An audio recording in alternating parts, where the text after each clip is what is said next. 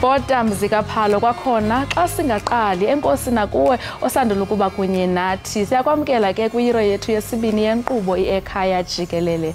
Sithembe wethu ukuba awuphuthelwanga kodwa noko wena alikaqini elenamhlanje zisengalima ziyetyeni. Sikukhumbuze ke uba lingaqina ilanga nangoku njalo ngeendaba ziyanda yaye lichamsanqa lakho ukuba ugilane nathi kumabonakude wakho ngalomzuzu. Awuphazamanga ngoba kaloku siziphaka zishushu. Mna ke ndinguNadia Dambuza. Madambu. Girl. Iyaphila? Ndiyaphila khona njani? Usesemandleni. Utshilo kaloku wathi uze ufresh usemandleni. Namhlanje. Yes, Madambu. Mna ke ndinguKhalosa Kalubisi, uMadlongothi uMazipha uMamshukuma. Bukeli ke masitsho ukuba uwelwe ngumqe esandleni ngenene namhlanje. Kaloku ke abadidiyeli bethu baziqulunqile indaba, bazilungiselela khona ukuze kaloku uthi xa uphuma endlini yakho uzingombe isifuba ngoba nolwazi ngokuqhubekayo elizweni yaye ke nogxa bakho apho uxelenga khona bakuthele nqa ukuba hayibo kanti wena usisiciko seyiphimbiza ubaxelela into yobana mna ndibukela iEkhaya Jikelele. Singaphosanga maseko ke kule yure sinamanqaku aquka umongameli waseMelika udibane nomphathiswa ophambili waseSirayeli eTel Aviv ngelixa ke kwaye kule yure sinondwendwe oluza kumuncisa intupha ngesidlo esinambithekayo ihlelo 15. Maninzi ke amanqaku esikuphathele wona isimo sezulu okuqhubekayo konke apha ekhaya naphesheya kwamalwandle. Wena nje hlala uthi zava nathi sawuhlala nathi apha ekhaya Jikelele. Amade ke ngawetyala masijonge eziphala phambili.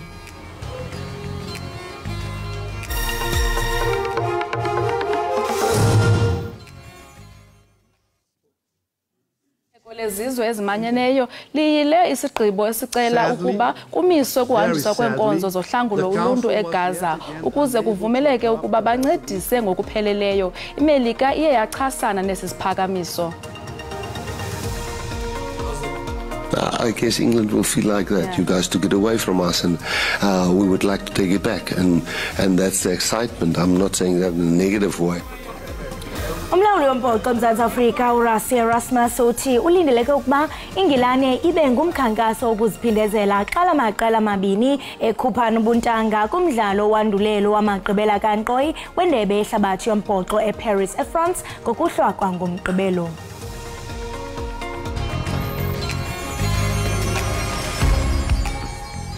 Set your mind free, set yourself and fly away.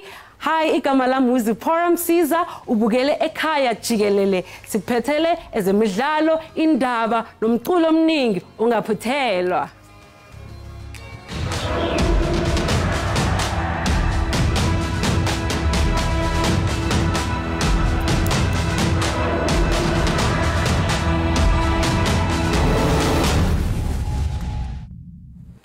Ibhunga lokhuseleko lezizwe ezimanyeneyo liyile isigqibo esicela ukuba kumiswe ukuhanjiswa kweenkonzo zohlangula uluntu eGaza ukuze kuvumeleke ukuba bancedise ngokupheleleyo. iMelika iye yachasana nesi siphakamiso.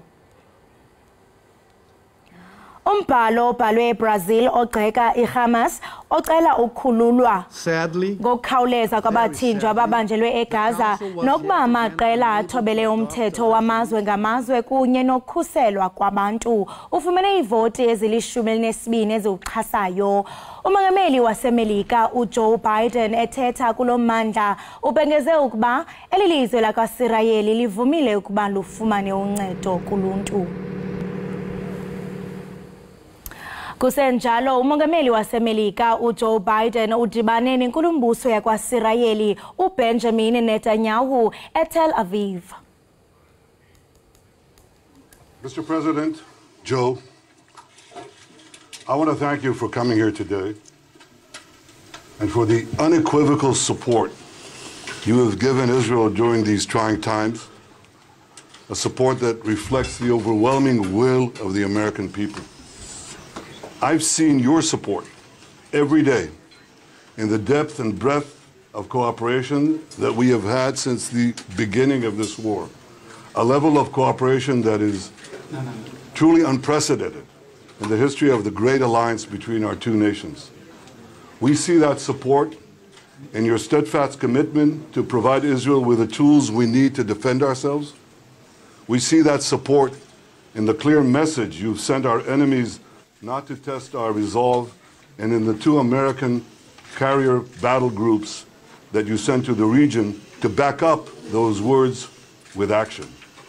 But above all, Mr. President, the world sees that support in the moral clarity that you have demonstrated from the moment Israel was attacked. You've rightly drawn a clear line between the forces of civilization and the forces of barbarism. You described what Hamas did as sheer evil. It is exactly that. I wanted to be here today for a simple reason. I wanted the people of Israel, the people of the world, to know where the United States stands. I've had my great Secretary of State here. He's been here for a lot, but I wanted to personally come and make that clear. Terrorist group Hamas has slaughtered, as has been pointed out, over 1,300 people. And it's not hyperbole to suggest slaughtered, and including 31 Americans as part of that. And they've taken scores of people hostage, including children. You said, imagine what those children hiding from Hamas were thinking. It's beyond my comprehension to be able to imagine what they're thinking. Beyond my comprehension. They're committed evils that and atrocities that make ISIS look somewhat more rational. You know, Americans are grieving with you. They really are. And Americans are worried. Americans are worried because we know this is not an easy field to navigate, what you have to do. But the fact is that Israel, as they respond to these attacks, it seems to me that have to continue to ensure that you have what you need to defend yourselves.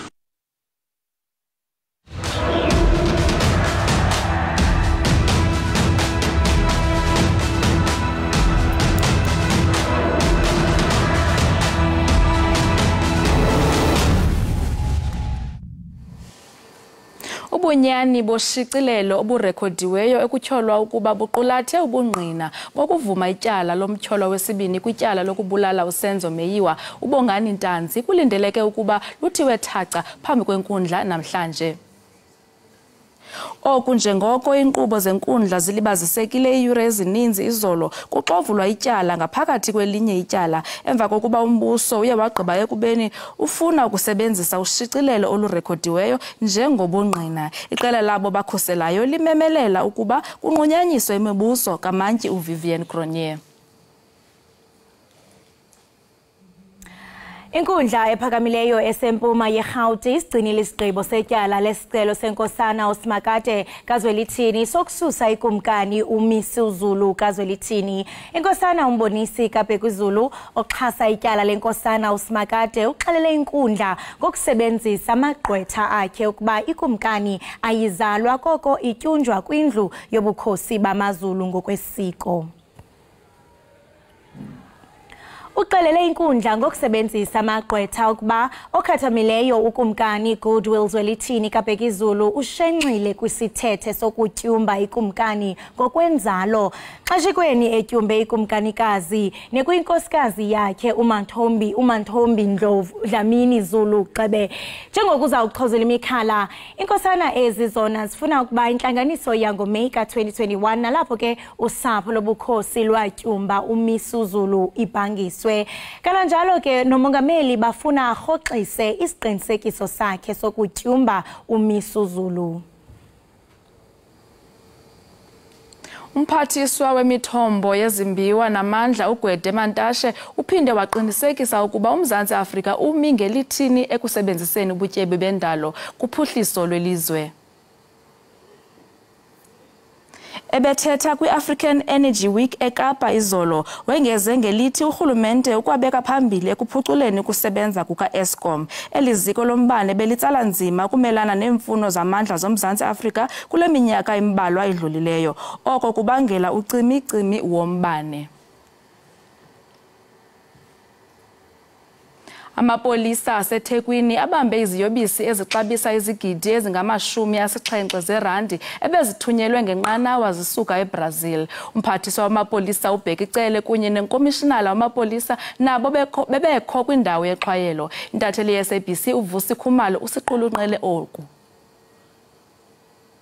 Yebo, amaphoyisa aqinisekisa ukuthi athole izidakamizwa eningi ebalelwa enanini ka-70 million wamarandi etholakale emkhunjini osuka lapha nezweni lase South America iBrazil. Kodwa ke sikhuluma nolo ongu-National Commissioner wamaphoyisa Lieutenant General Fani Masimula. Thankful, we appreciate what the members of South African Police Service have done, and we appreciate the hard work working together which have culminated in this. These drugs were destined for Gauteng. Well, in terms of address, we are still investigating to find the recipient with a view to arrest those that are responsible. We know it is coming from in Brazil. Yebo, uyeke lo umnumzane Lieutenant General Fani Masimula ongu-National Police Commissioner ebeka ngokusobala echaza ukuthi lezi dakamizwa zitholakala ezweni litholakala emkhunjini kahle osuka ezweni lase Brazil lapha ne-South America. Lezi dakamizwa uyachaza ngokusho ukuthi zitholakala kulomkhumbi obuvele ulapha eThekwini, usuzinze lapha eThekwini, nokuthi ke lo kahle zonke lezi dakamizwa bezibheke lapha esifundazweni eGauteng. Uyachaza futhi ukuthi amaphoyisa akabophi umuntu, kodwa ke kuwumsebenzi wamaphoyisa kanjalo alapha eNingizimu Afrika kanjalo ngibambisana namaphoyisa asezweni laseBrazil okuwona qinisekisa ukuthi lezi dakamizwa zizothi ifika nje lapha eNingizimu Afrika zibe sezibanjwa kumnumzana uBhekicele ubevele ekhona lapha ezohlola ezobona kabanzi lezi dakamizwa fihliwe emabhakedeni kaPende. Iningi lawo ke lizoba uphenyo olunzulu ozoqinisekisa ukuthi abasolwa ngalokhu bayaboshwa. Akade benza ke lolu daba mnumzana uThulani Ngcobo kanjalo noVusi Khumalo eThekwini. Unobhala Jikelele we-ANC ufikile Mbalula uthi ikomiti elawulayo yombutho ivakalise inkxaso yayo kwilizwe lasePalestine kumlo ogqubayo. I-ANC bibambe isithangami nabezindaba ukuyocacisa ngokuphuma emhlanganweni wezinsuku ezintathu wesigungu esiphezulu seqembu obubanjwe ngempelasonto. Iqembu ke libusayo lizokalisa ukweseka iPalestine. We do have unconditional support for Palestine, and we've got reasons for that. And we don't apologize to anybody, whether they can like us or not, but we will be on the side of justice. You can't oppress people and then think we'll be on your side. We too were oppressed here in this country. I-ANC ifuna nokuthi inhlangano yezizwe ithathe isinqumo esicacile ngodaba lwe-Israel nePalestine. We are calling for the investigation of these acts of terror by Israel, and at the same time penalties must be imposed to anyone.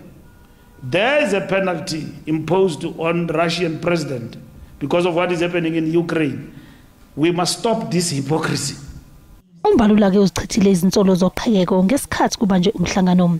Uchaze izingxoxo njengebeziqinile kugxilwe kakhulu ekuthulweni ukuthi kubhekwana kanjani nenselelo yokuthunyelwa kwezidingo emphakathini. Kusenjalo, i-ANC imemezela ukuthi izohlangana nemfela ndawonye imashele komkhulu lenxusa lakwa-Israel ePitoli ngoLwesihlanu. Akasekho emhlabeni owayesakuba lilungu leParlamente le-NFP uChristopher CBC. Kwingxelo ethe yakhutshwa yi-NFP eliqela lithi uCBC usweleke ngentsasa yayizolo.